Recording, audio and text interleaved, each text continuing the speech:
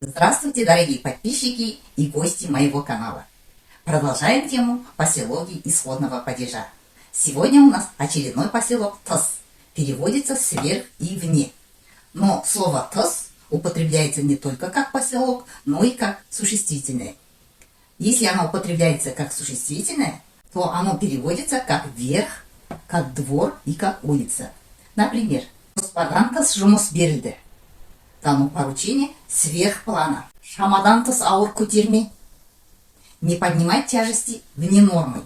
Жастықтың тысын жуу керек. Надо постирать наволочку. Здесь слово «тыс» переводится как «верх». Значит, верх подушки – это у нас наволочка. Тысқа шығып келейін. Давайте я выйду на улицу. Здесь слово «тыс» тоже употребляется в значении существительного и переводится как «улица». На этом мы сегодняшний урок завершаем. А в следующий раз у нас будут другие поселоги. Поэтому не пропускайте уроки, подписывайтесь на канал и до следующей встречи.